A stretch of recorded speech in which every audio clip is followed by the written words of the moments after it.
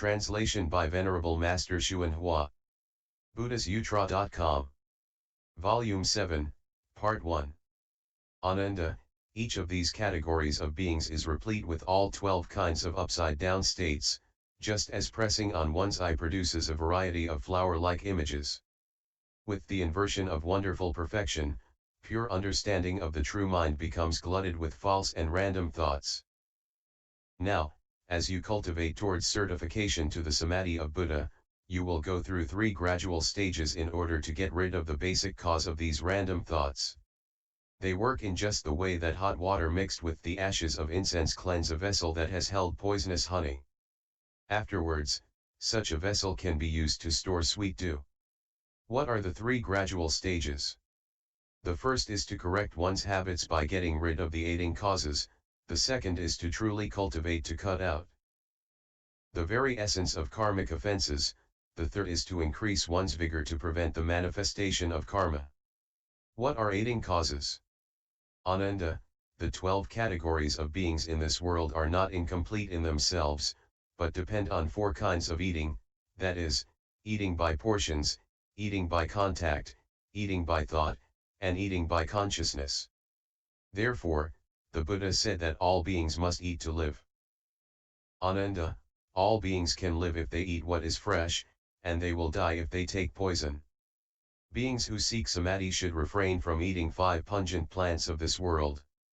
If these 5 are eaten cooked, they increase one's sexual desire, if they are eaten raw, they increase one's anger.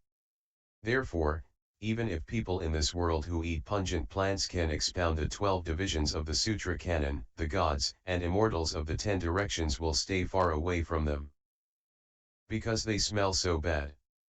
However, after they eat these things, the hungry ghosts will hover around and kiss their lips. Being always in the presence of ghosts, their blessings and virtue will dissolve as the days go by, and they will experience no lasting benefit. People who eat pungent plants and also cultivate samádhi will not be protected by the bodhisattvas, gods, immortals, or good spirits of the 10 directions. Therefore, the tremendously powerful demon kings, able to do as they please, will appear in the body of a Buddha and speak Dharma for them, denouncing the precepts and praising lust, rage, and delusion. When their lives end, these people will join the retinue of demon kings. When they use up their blessings as demons, they will fall into the unintermittent hell. Ananda, those who cultivate for bodhi should never eat the 5 pungent plants. This is the first of the gradual stages of cultivation. What is the essence of karmic offenses? Ananda, beings who want to enter samádhi must first firmly uphold the pure precepts. They must sever thoughts of lust, not partake of wine or meat, and eat cooked rather than raw foods. Ananda, if cultivators do not sever lust and killing, it will be impossible for them to transcend the triple realm. You should look upon lustful desire as upon a poisonous snake or a resentful bandit. First hold to the hero's 4 or 8 parajikas in order to control your physical activity, then cultivate the bodhisattva's pure regulations in order to control your mental activity. When the precepts are successfully upheld, one will not create karma that leads to mutual rebirth and mutual killing in this world. If one does not steal, one will not be indebted, and one will not have to pay back past debts in this world. If people who are pure in this way cultivate samádhi, they will naturally be able to contemplate the extent of the worlds of the 10 directions with the physical body given them by their parents, without need of the heavenly eye. They will perceive the Buddha speaking Dharma and receive in person the sagely instruction. Obtaining great spiritual penetrations, they will roam through the 10 directions, gain clarity regarding past lives, and will not encounter difficulties and dangers. This is the second of the gradual stages of cultivation. What is the manifestation of karma? Ananda, such people as these, who are pure and who uphold the precepts, do not have thoughts of greed and lust, and so they do not become dissipated in the pursuit of the 6 external defiling sense objects. Because they do not pursue them, they turn around to their own source. Without the conditions of the defiling objects, there is nothing for the sense organs to match themselves with, and so they reverse their flow, become one unit, and are no longer confined to 6 individual functions. All the lands of the 10 directions then become as brilliantly clear and pure as a moon suspended in crystal. Their bodies and minds are blissful as they experience the equality of wonderful perfection, and they attain great peace. The secret perfection and pure wonder of all the thus come ones appear before them. These people then obtain patience with the non-existence of beings and dharmas. They thereupon gradually cultivate according to their practices, until they reside securely in the sagely positions. This is the third of the gradual stages of cultivation. Ananda, these good people's emotional love and desire are withered and dry, the sense organs and sense objects no longer mesh, and so the residual habits do not continue to arise. Recognizing that the attachments of the mind are false, they use only wisdom. That wisdom shines throughout the 10 directions, and this initial wisdom is called the stage of dry wisdom. Although the habits of desire are initially dried up, they still have not merged with Dharma water that flows from the thus come ones. Then, with this mind centered on the middle, they enter the flow where wonderful perfection reveals itself. From the truth of that wonderful perfection there repeatedly arise wonders of truth. They always dwell in the wonder of faith, until all false thinking is completely eliminated and the middle way is totally true. This is called the mind that resides in faith. When true faith is clearly understood, then perfect penetration is total, and the 3 aspects of skandhas, places, and realms are no longer obstructions. Then all their habits throughout innumerable eons of past and future, during which they abandon bodies and receive bodies, appear to them now in the present moment. These good people can remember everything and forget nothing. This is called the mind that resides in mindfulness. When the wonderful perfection is completely true, that essential true brings about a transformation. They go beyond the beginningless habits to reach the one essential brightness. Relying solely on this essential brightness, they progress toward true purity. This is called the mind of vigor. The essence of the mind reveals itself as total wisdom, this is called the mind that resides in wisdom. As the wisdom and brightness are held steadfast, a profound stillness pervades everywhere. The stage at which the majesty of the stillness becomes constant and solid is called the mind that resides in samádhi.